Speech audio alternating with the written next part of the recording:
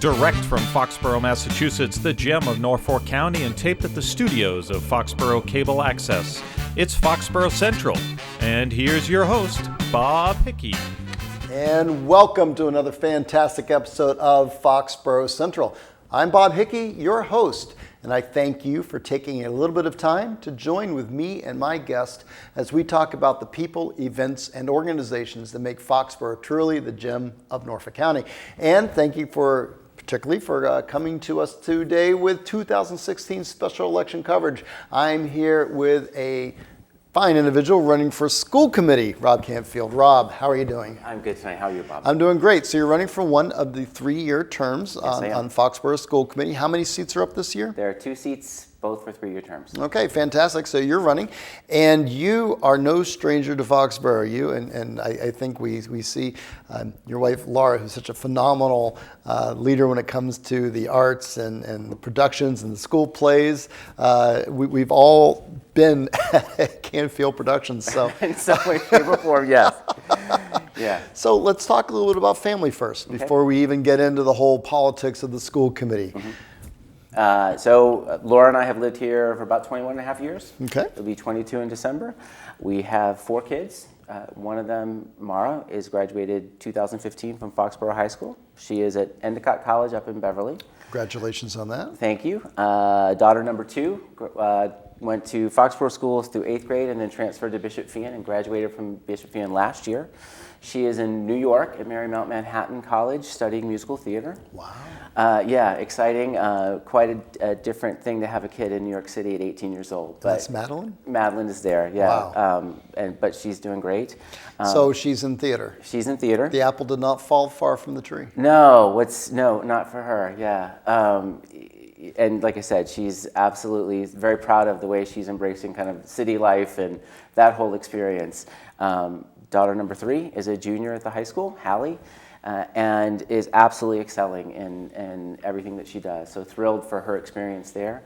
And then I have an 11-year-old son, Bo, who is in the 6th grade at the Ahern School and is really starting to turn into a great young man. It's been fun to watch, after having 3 daughters, it's been fun to watch a young man grow up in a house with 3 older sisters and just see him coming into his own now that he's reaching kind of adolescence. So, well, it's certainly made for strong constitution, I'm sure. Yeah, sometimes I feel really bad for him. You don't have to tell the rest of the people I said that, by the way. I'm here, of course, with Rob Canfield. Rob is running for school committee, and if you are interested in learning more about him, you can, of course, check him out on Facebook. Canfield, remind me if I get this wrong, Canfield for Foxborough School Committee. Correct. So you can be his friend and learn all about the campaign. You can also just reach out to him by email to ask him a question or two if you have him. rob.canfield@gmail.com. That's CANFIELD, just like you see on your screen. And of course, you can always reach out to him on his cell at 508-878-9481. So that's how you get in touch with Rob, but while we've got him, let's talk a little bit about schools. Sure. What is it that is motivating you to run for volunteer, and let's remember it's a volunteer position, as a member of the Foxborough School Committee? Sure. Well, school and education has always been very important to me. And as I said a minute ago, I am very pleased with the education that my kids have received in the Foxborough schools, or are receiving right now at the Foxborough schools. What I do professionally, which is I work for a startup based out of Salem, New Hampshire, that is in the ed tech space. We are working on building competency-based platforms for students that are not going to necessarily excel in the traditional classroom. But in that work, it's really kind of inspired me to look at opportunities for students across the board. What are they doing to get the best experience that they can in a student-centric education environment? To graduate or to leave that environment ready to move on to the next step of their life. So in that work, where I've been, like I said, really kind of touched a piece of me, I've been looking for an opportunity at this point in my life to also get more involved with my community. I've seen my wife, as you referenced earlier, has been very involved in Foxborough, in the community. My kids have been very involved. I've been involved in aspects of it through our church, through Boy Scouts, through the soccer program, but not in a necessarily really proactive way. So when I learned of the opportunity and the seats being available on the school committee, and kind of felt that passion inside of me that was coming out through my professional work. It kind of, hit something in my head that said, this is a really good opportunity for you to take the next step in getting involved in your community, giving back to a community that's given so much to you, as well as kind of tie some of the things that are so important to you personally into that work. So I decided to throw my hat in the ring. Wow, fantastic. And you mentioned professionally, and I think one of the really,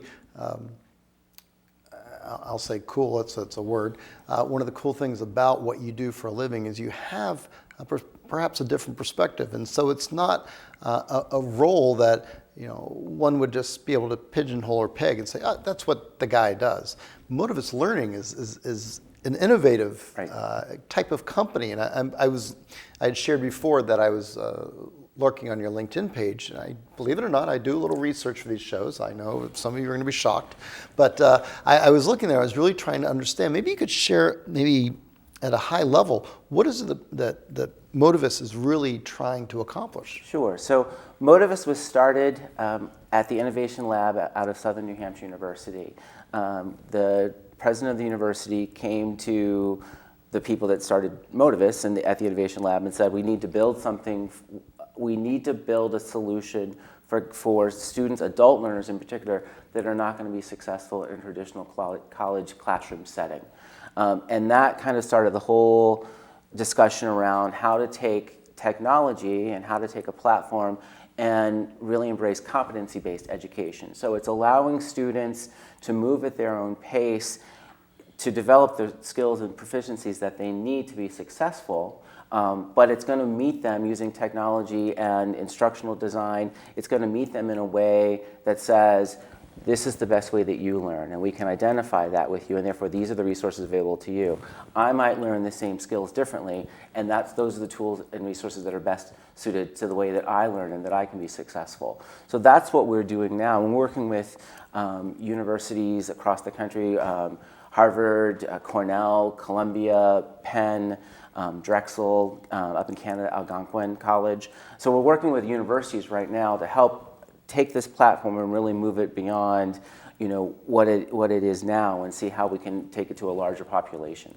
Sounds so much more than just what I think the layman, such as myself, would consider. Oh, technology in the classroom. We've got a whiteboard. You've got a dry erase board that can be, zapped to your tablet. That sort of thing. You're talking about much more than this. Much more than that. Like I said, it's about using technology to enable the student to learn in the way that's best for them. I mean, that's really the power behind ed tech. The tools are great. The electric whiteboards are great. The tablets are great. A traditional learning management system is great. But this is really saying every student is going to learn slightly differently. A teacher in and of themselves can't do it. Can't take 20 kids and custom tailor every single lesson to that kid. So how can technology enable or bridge that gap between what a teacher can do with her resources or his resources and how a student is going to learn best? Wow. And folks at home, I'm going to make the next statement, and I'll apologize in advance to my new friend, Rob. But that seems to be the antithesis of the Common Core. It seems to be really a student-driven learning style as opposed to a unified or uniform, outcome-based learning where you're teaching to a test or you're teaching to a style to get to that test. Mm-hmm. And then, of course, Massachusetts, but federally, it's driven to the funding, which doesn't have really, if you think about it, a spreadsheet and counting beans has nothing to do with teaching a child. Right. So it's really interesting that you're running for school committee. It is interesting. What I find in our work, because we certainly have that discussion a lot around standards and right now Common Core and around what we do. And what's interesting about it is they can coexist successfully, because the purpose of Common Core is not keeping a ceiling. Mm-hmm. The purpose of Common Core is making sure that you're there, but still giving you the opportunity to go past that. So ed tech and what we do is really a good example of how that can be enabled. So if you have a student that develops those proficiencies very early through ed tech and through what we're doing, and any other number of platforms, that student who then has met that and still has more capacity to learn can use the technologies and those resources to continue to move forward. So they're not exclusive. So it's been an interesting conversation to hear how we can work together with those standards. Because standards are important. I mean, I'm not going to, and whether they're Common Core or whether they're a different set of standards, standards, at least in my opinion, are an important gauge for how successful and how ready a student is, like I said, to move on to the next step of whatever they're going to choose to do after they leave a high school or a middle school or whatever. That's a fascinating conversation. I do hope you'll come back on a future episode of Foxborough I could Central. talk for hours. Well, I could talk about this for hours also, but of course we're here to talk about electing Rob Canfield to the Foxborough School Committee for a 3-year term. So I'm going to talk next probably about local issues such as taxation, resources, how do we allocate, are we doing enough? Right. But before we do that, I want to remind everybody, Rob Canfield is looking for your vote. Vote on May 2nd. Come out to the Ahern Middle School. You can look him up on Facebook, be a friend of his, Canfield for Foxborough School Committee. Be his friend, he'll be your friend, and you can learn all about him. And of course, you can reach out to him at rob.canfield@gmail.com or call him at 508-878-9481 if you have a burning question to ask him that just can't wait. So let's talk about here in Foxborough, resources. Taxation is a necessary evil, and I think here in Foxborough we take pride in the fact that we fund our schools rather well.